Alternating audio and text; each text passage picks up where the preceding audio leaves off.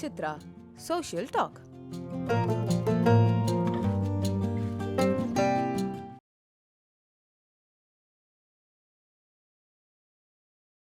VN Sundaram அப்படின்னு ஒரு அந்த காலத்து நடிகர் 35 மார்க்கண்டையா நடித்தவர். 15 வயசில் மார்க்கண்டையா நடித்தவர். ரொம்ப அழகாக இருப்பார். அவர் தான் வந்து சிவாஜிக்கு வந்து வெற்றி வடிவேலனே இதில் பாடினார். வீரபாண்டிய கட்டபொம்மனில் அப்படியெல்லாம் பாடினவர். அவருக்கு பின்னாடி எத்தனையோ கதை இருக்குது. அந்த கதையில் அவர் எல்லாம் சொல்கிறதுக்கே விருப்பம் இல்லை அவர். ஆனால் அவர்கிட்ட உட்காந்து அவரை தொடர்ந்து அவர்கிட்டேருந்து விஷயங்கள் எல்லாம் வாங்கி எழுதி முதல் புஸ்தகம் வந்தபோது நான் வாங்க சார் விழாவுக்கு ஒன்று இருக்குது வாங்க சார்னு கூப்பிட்டேன். அதெல்லாம் நான் வரமாட்டேன்ட்டார். அப்புறம் அந்த புக்கை கொண்டு போய் அவருக்கு படித்து காமிச்சேன். கண்லேருந்து அப்படியே தண்ணி. உனக்கு என்னடா நான் பண்ண போகிறேன் அப்படின்னார். எனக்கு நீங்கள் ஒன்றும் பண்ண வேண்டாம், சமூகமோ மற்றவர்களோ உங்களுக்கு ஒன்றும் பண்ணலன்னு நீங்கள் நினைக்காதவங்க.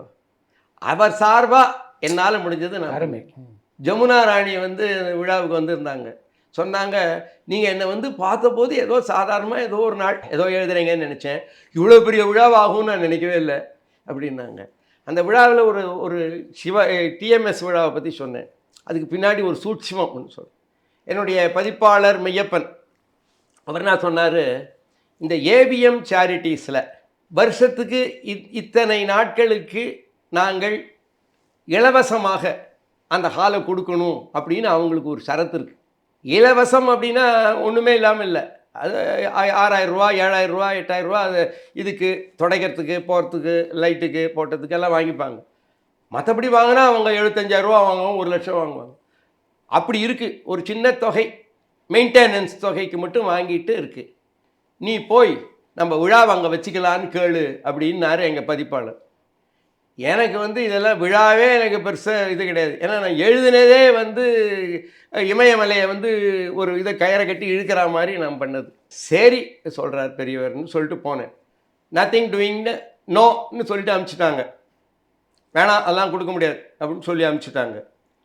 அப்போது எங்கள் பதிப்பாளர் என்ன பண்ணார் மெய்யப்பன், நீங்கள் என்ன பண்ணுங்கள், ராஜேஸ்வரி அம்மாவுக்கு ஒரு லெட்டர் எழுதுங்க. ராஜேஸ்வரி அம்மாவுக்கு லெட்டர், அம்மா நான் வந்து TM சௌந்தரராஜன் அவர்களை பற்றி இந்த நூல் எழுதியிருக்கிறேன். இதை சிறந்த முறையிலே வெளியிட வேண்டும். இன்னாரெல்லாம் வருவதற்கு இசைவு தந்திருக்கிறார்கள். நீங்கள் உங்களுடைய இதை வந்து உங்களுடைய சட்டத்திட்டங்களின்படி எங்களுக்கு இப்படி கொடுக்க முடியுமா இருந்தால் ரொம்ப மகிழ்ப்பேன்னு எழுதினேன். உடனே கொடுத்துட்டாங்க. அந்த மாதிரி இவங்களெல்லாம் இத்தனை பேரை அப்படி தெரிஞ்சுக்கிறதுக்கான, குறிப்பாக இசைத்துறையில் அதிகமாக இருப்பவர்கள் மீது எனக்கு என்ன காரணம் அப்படின்னா, நான் பார்த்த சமூகம். நீங்கள் கேட்டீங்க அரசியல் தலைவர்கள் யாரெல்லாம் பார்த்தேன், நான் யாரையும் பார்க்கல. ஏன்னா அரசியலையே நம்பிக்கை இல்லை. நம்பிக்கை இல்லைன்னா எனக்கு நம்பிக்கை இல்லை. அரசியலில் நல்லவர்கள் இருக்கணும், அவங்க நல்லா பண்ணணுங்கிறது மக்கள் தேவை. ஆனால் எனக்கு அதில் எனக்கு என்னென்னா, என்னை சுற்றி இருக்கிற சமூகத்தில் 1980களில் 90களில் நான் பார்த்தபோது ஒரே லஞ்சம், ஒரே இதெல்லாம் பார்த்து என்னுடைய சொந்த அனுபவம் என்னவென்றால், ஒரு மனிதனுடைய இதயம் சுத்தமாக இருக்க வேண்டும், அவனுடைய இதயம் செழுமையாக இருக்க வேண்டும். அதில் பல இலக்கியங்கள், பல கவிதைகள், பல இசை இதெல்லாம் இருக்கணும். இப்படி இருந்தால் அவன் நிம்மதியாக இருக்கலாம். ஒன்றும் இல்லாமையே. என்னால் நான் யாருக்கும் வந்து இவ்வளவு என்று யான் ஒருவரிடம் நின்று கேளாத இயல்பும் வள்ளலார் பாட்டு. அடுத்தது ஒரு என்னிடம் ஈது இடு என்றவர்க்கு இளையனாமல் இடுகின்ற திறனும்ன்றார். எங்கிட்ட முதல்து உண்டு, ரெண்டாவது கிடையாது. ஆனால் ரெண்டாவது எந்த விதத்தில் இருக்குன்னா, எனக்கு 100 ரூபா இருக்கான்னு 100 ரூபா கொடுத்துருவேன். 1000 கொடு, 10,000 கொடு, 1 லட்சம் கொடு, அதில் சைன் போட்டு செக்யூரிட்டி போடுன்னா நான் போட மாட்டேன். அப்படி நினைக்கும் பொழுது உள்ளத்தில் ஒரு மனிதனுக்கு இந்த இசையை விட வேறு எதுவும் சுகம் தருது. இப்போ MS விஸ்வநாதனோட ஒரு நாள் நான் அமைந்திருக்கும் பொழுது அவர் வீடை ஷிஃப்ட் பண்ணி அந்த வீடை ஏதோ பண்ணிகிட்டு இருந்தாங்க. திருவாமியூரில் பொண்ணு விட்டு சொன்னேன், உங்களுக்கு கொடுக்கறதா இருந்தால் இந்த இந்த இந்த இந்த என்டையர் ஸ்ட்ரீட்டையே உங்களுக்கு கொடுக்கணும். அப்படி பண்ணியிருக்கேங்க. ஆனால் அவருக்கு அதிலெல்லாம் இன்ட்ரெஸ்டே இல்லை. ஒரு தடவை எனக்கு வந்து அவர் ஒரு இது பண்ணி கொடுத்தார், ப்ரோக்ராம் பண்ணி கொடுத்தாரு. அப்போது நான் அப்புறம் என்ன பண்ணேன், அவருக்கு ஓரளவுக்கு காசு எல்லாம் நிறையா இருந்திருக்காது இல்லையா, அவர்கிட்ட என்ன சொன்னேன், இதே சப்ஜெக்டில் நான் இப்படி எழுதிட்டேங்க, நீங்கள் அதில் பண்ணி நீங்கள் என்டையர் இதை ஆல்பமை நீங்களே எடுத்துக்கோங்க அப்படின்னு. He was not interested. ஏன் அப்படி சொல்கிறேன்னா, அவருக்கு பணம் மேலே இன்ட்ரெஸ்ட் இல்லை. அதே மாதிரி கேவி மகாதேவன் எத்தனையோ கொடுத்துருக்காரு. ஒரு ஒரு நீள இது பாரத தாயினுடைய தரிசனம், அந்த தரிசனத்தை நீளமாக எழுதிட்டார் கவிஞர். பனிபடர்ந்த மலையின் அந்த பாட்டுக்கு மியூசிக்கோட போட்டால் 15 நிமிஷம் ஆகிடும். அவர் என்ன பண்ணார், மியூசிக்கே போடலை, டியூனை மட்டும் போட்டார், பின்னாடி பேக்கப் கொடுத்தார், நடுவில் இன்டர்லிங்கில் மியூட்லாம் கிடையாது. அந்த லைன்ஸுக்கு பனிபடர்ந்த மலை, குனிந்து நின்ற முகத்தை பார்த்து, எல்லாம் அதே மாதிரி தான் வரும் மியூசிக்கு. அந்த மியூசிக் அப்படியே போட்டு நடுவில் அன்பு நிறைந்த மகன், அருள் நிறைந்த கருணை மகன் பேசுகிற மாதிரி லைட்டிங் அப்படி ஒரு இதில் கொண்டு போனார். இப்படியெல்லாம் கொண்டு போய் கடைசியில் அது அருமையான விஷயம். கண்ணதாசன் அன்னை சிரித்தாள் அடடாவோ அச்சிரிப்பில், பாரத தாய் அன்னை சிரிக்கிற, அழுதுகிட்டு இருந்தா, சைனாக்காரன் இது பண்ண, இப்போ அன்னை சிரிக்கிறாள், அடடாவோ அச்சிரிப்பில் உண்மை தமிழ் மனமே முளைத்தெழுந்து நின்றதம்மா. பாரத தாயினுடைய புன்முறுவலிலே தமிழ் மனம் தெரிகிறது என்று அவர் எழுதினார். இப்படியெல்லாம் போட்டால் அவர்கிட்ட நான் சில ஆர்டிகல்ஸ் எழுதினேன், 4 ஆர்டிக்கல். அப்போ அவர் பேசலை. அப்போது அவர் மாடியில் போய் பார்த்தேன் அவரை. ஐயா, இதை பற்றி நான் உங்களை பற்றி பண்ணியிருக்கேன், இதெல்லாம் சில்லற, நீங்கள் பண்ணியிருக்கிறதெல்லாம் வசந்த மாளிகை, நான் கொடுக்கறது, நான் இங்கே பண்ணியிருக்கிறது அதனுடைய வாசலிலே ஒரு சின்ன பொட்டு கோலம், உங்களை பற்றி பண்ணியிருக்கேன் நீங்கள் அப்படின்னு அவர்கிட்ட கொடுத்தேன். அதில் 1900 அந்த இவரெலாம், இப்போது நம்ம ஃபிலிம் நியூஸ் ஆனந்தர்லாம் நம்ம எல்லோரும் தெரியும், film statistician of cinema world. அதுக்கெல்லாம் முன்னாடி வீராங்கி ராமாராவ்னு ஒருத்தர் இருந்தார், அதே இதில் பெரிய ஸ்டாட்டிஸ்டிஷியன் அவர்.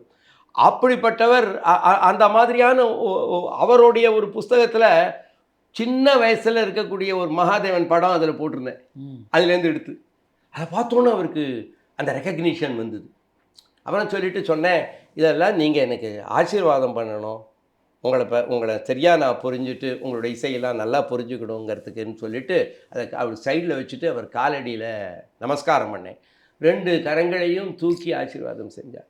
இதெல்லாம் நான் வாழ்க்கையில் பெற்ற ஒரு பெரும் பேறுகள். ஏன்னா அவங்களாம் எப்படின்னா, ஒரு தடவை சொல்லுவாங்க, காரைக்குடி வெங்கடேஷ்னு இதில் இருந்தார், சங்கர் கணேஷ். அவர் ஒரு நல்ல இசை ஞானம் உள்ளவர், பாடிலாம் காமிப்பார், சிவாஜி பாடி காமினா பாடி காமிப்பார், அந்த மாதிரிலாம் இருக்கிறவர்.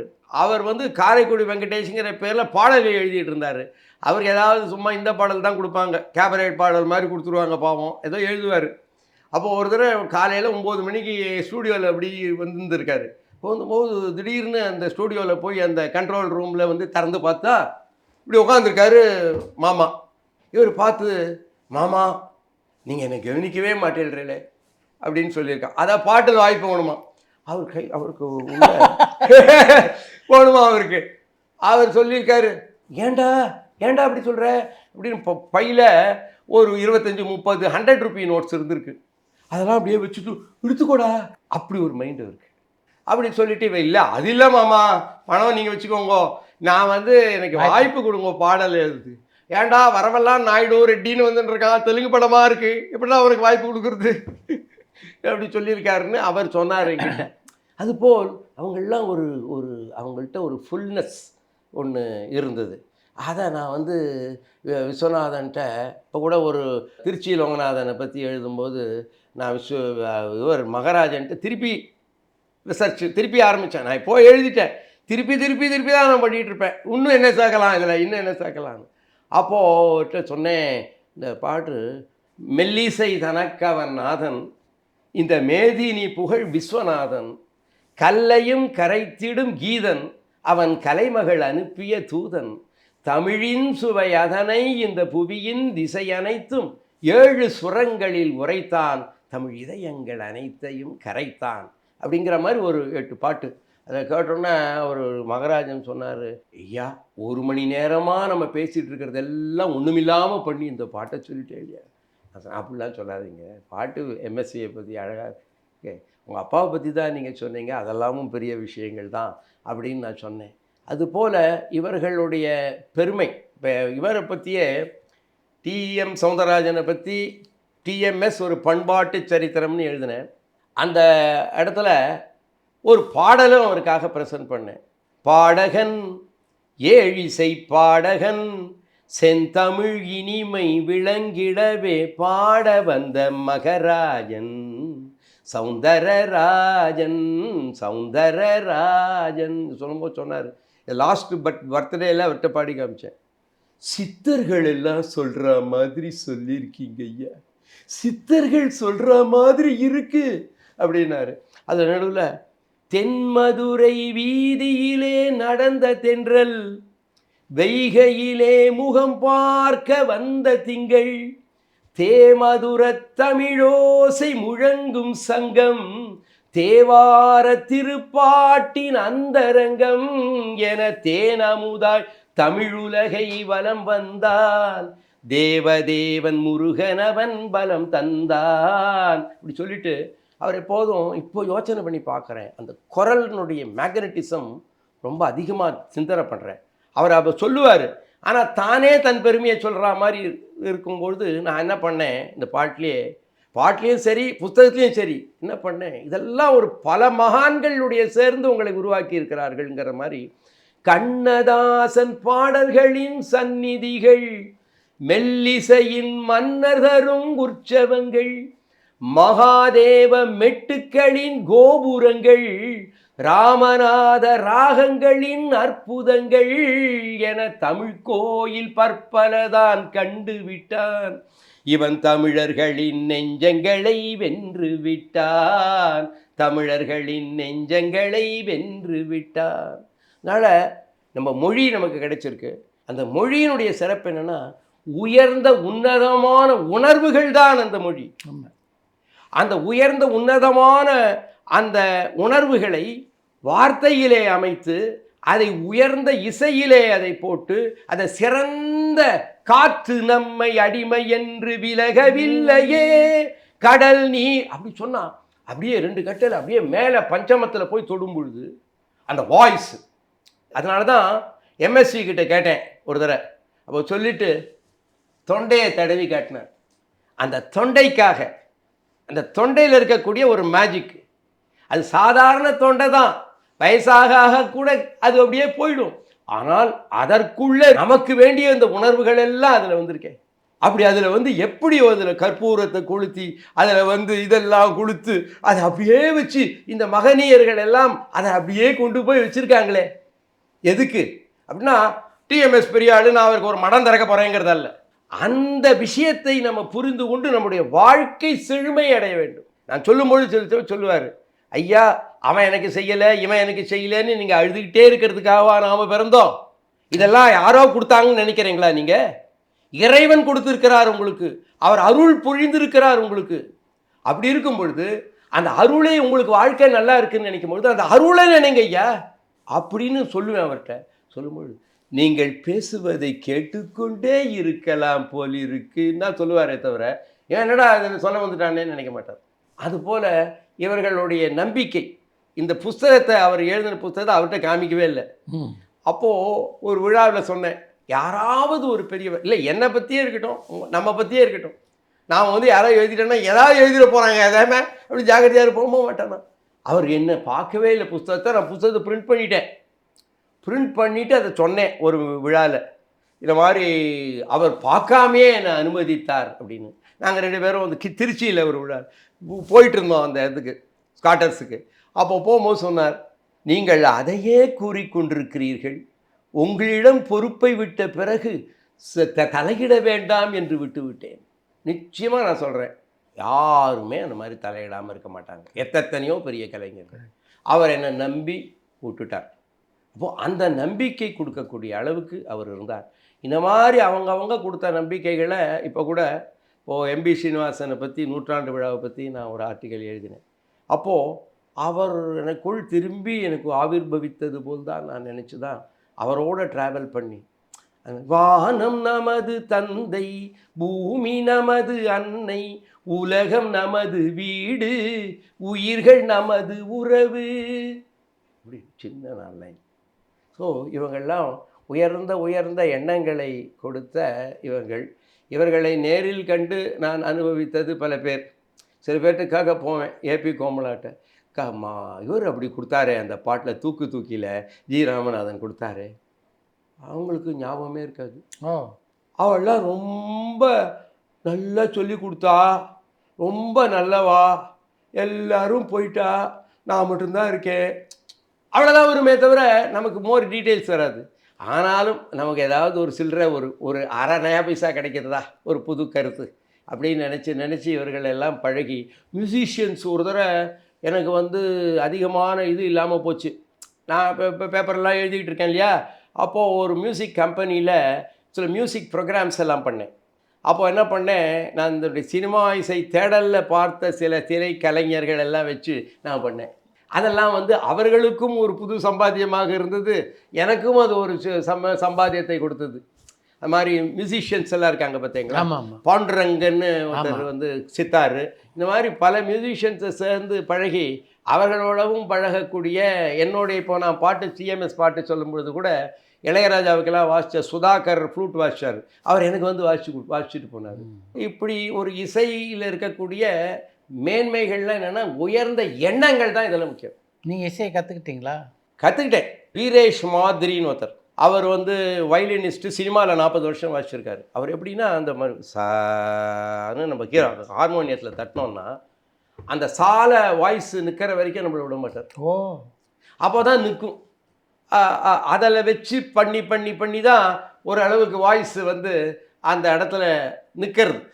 இல்லைன்னா ரொம்ப டிஃபிகல்ட் ஆகிடும். ஸோ என்ன பழக்கம் பண்ணணும் அப்படின்னு கேட்டால், ஹார்மோனியம்ங்கிறது வந்து கர்நாடகுக்கு ரொம்ப பெரிய விஷயம் கிடையாது. ஆனால் சினிமா இதுக்கு விஷயத்துக்கு விஸ்வநாதனே சொல்லுவார், ஹார்மோனியம் வந்து இல்லைன்னா இதுவாக இருக்கும். இப்போ இளையராஜாவே நீங்கள் பார்த்தா கூட எங்கே ஏதாவது பாடி காட்டினா டக்குன்னு ஹார்மோனியத்தை தொட்டு தான் சொல்லுவார். அப்போ தான் அந்த இடத்தோட மிக்ஸ் ஆகும். So first thing is important for a singer or anybody is to mingle the voice with the notes of the harmonium. அந்த மாதிரி வந்து வீரேஷ் மாதிரி அப்படிங்கிறவர் ஒரு கர்நாடகாக்காரர், நிறைய சினிமா உலகத்தில் வாசிச்சிருக்காரு. அதுக்கு முன்னாடி பைஜூன்னு ஒரு சித்தாரிஸ்ட்டு, அவரும் வந்து இது பண்ணார். அந்த மாதிரி அவங்கக்கிட்ட போய் அந்தந்த டைமில் சில விஷயங்கள் எல்லாம் அப்படி பார்த்துட்டு இருக்கிறதுல மெயின்லி ஐ எம் அ போயட்டு. அதை ஆனால் நமக்கு எப்படி டியூன் பண்ணும், இப்போ பாடகன் 4 கட்டையில் வச்சேன், பாடகன் அப்படின்னு சொல்லிட்டு அதில் டியூன் பண்ணி நம்ம அதுலேருந்து கவனிக்கணும் அதுலேருந்து. So harmonium helps for that. அதனால் அதை திருப்பி நம்ம பாடக்கூடிய இது கிடைக்கும் பொழுது, இவர் வந்து டிஎம் சௌந்தரராஜன் அவ்வளவெல்லாம் க்ளோஸாக இருந்து அவர் லைஃப்பெல்லாம் எனக்கு தெரிஞ்சிருந்தால் கூட ஒவ்வொரு தடவை ஒருத்தர் சொன்னார், நீ பாட்டு எழுதி ஒரு இது பண்ணி அவர் ப்ரோக்ராம் என்னார். அவர் டிஎம்எஸ் என்கிட்ட சொல்கிறாரு, நீங்கள் என்ன செய்கிறீர்கள், தனனா தனனா தனனா தனனா தனனா தனனா தனனா தனனா என்று எழுதி பழகுங்கள்னாரு. என்ன எழுதி இப்போ தான் நான் அவர் நினச்சிட்டு இருக்காரு நான் அரிச்சூடியில் இருக்கேன்னு நினைக்கிறாரு. அப்போ நான் ஒன்று ஒரு பாட்டு கொடுத்தேன் அவருக்கு, ஒரு ஐயப்பன் சாங்கு. அருள் தரு மதியன ஒளிமிகு ரவியன ஜொலிக்குதே கருணை முகம், 18 படிமேல் இருவினை தொலையுது கிடைக்குதே பரமசுகம், உளத்தில் நினைத்தது அனைத்தும் பலிக்கும் கணத்தில் ஜெயத்தின் விளக்கம் கிடைக்கும், பனித்த சடையனும் கருத்த இறைவனும் அளித்த தவச்சுடரே, இருட்டு உதிக்கும் கதிரென இருட்டின் திரைகளை கிழித்து வரமருளே, அருள் தரு மதியன ஒளிமிகு ரவியன ஜொலிக்குதே. இந்த பாட்டை கொடுத்தேன் அவருக்கு. பாவம் அந்த வயசு 70 இயர்ஸு, கொஞ்சம் கஷ்டப்பட்டார்.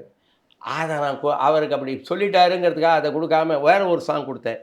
அதோ அதோ மகர ஜோதி தெரிகின்றதே, அருள் நிலா இதயவானில் ஒளிர்கின்றதே, காந்த மலையில் கருணை தெய்வம் அருகில் அழைக்கின்றதே, சரணமையப்பா கோஷம் கேட்டு உடலும் சிலிர்க்கின்றதே. இப்படி பாட்டு இப்படி இந்த மாதிரி கொடுத்து ஒரு அவரை கொண்டு போயிருக்க வேண்டிய ஆள் அவர் தனனா சொல்லுன்னு சொன்னாருன்னு சொல்லிட்டு அப்படி ஃபாஸ்ட்டாக அந்த மாதிரி புரிந்து கொள்ளாத தந்தையே பிள்ளையை புரிந்து கொள்வதில்லை, அந்த மாதிரிலாம் இருக்குது. அது அந்த காலத்தினுடைய இதைப்படி இருக்குது. அதைப்படிலாம் நான் வித்தியாசமாக யாரும் நினைப்பதில்லை. இப்போ நான் சொன்ன சில ஆர்டிஸ்ட் எல்லாம் கூட வித்தியாசமான அனுபவங்கள்லாம் எனக்கு இருந்தது உண்டு.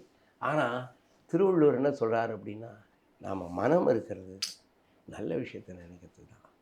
அப்போ இருந்தால் என்ன ஆகும்னா, தொடர்ந்து உயர்ந்த பாதை போய்கொண்டே இருக்கும். அப்படிங்கிற எண்ணத்தில் தான் இந்த பாட்டெல்லாம் இவங்கெல்லாம் கொடுத்தாங்க பாருங்கள். அதெல்லாம் ஒரு பொக்கிஷங்கள். சிவாஜியோட பெரிய ரசிகரா? ஆமாம். அதே மாதிரி எம்ஜிஆரையும் ஏதோ ஒரு பெக்யூலியரான முறையில் என்னமோ அவருடைய புன்னகை அதுலேருந்து பார்த்தா, நான் வந்து எனக்கு 15 வயசு இருக்கும் பொழுது தீபாவளி காலையில் விடேவி பேரடைஸில் போய் சொர்க்கம் படத்துக்கு புக் பண்ணிகிட்டு இருக்கேன் டிக்கெட் 4:30 மணி 5 மணிக்கு. எங்கள் அம்மா வருத்தப்படுறாங்க. ஒரு நல்ல பாடகி சந்தோஷமாக என்கிட்ட பழகுவாங்க. அப்படிப்பட்ட பாடகி என்ன பண்ணாங்க, நான் புக்கு ஒன்று கொண்டு வந்தேன். அந்த புக்கில் மேலே ஒரு பாடகருடைய படம் இருந்தது.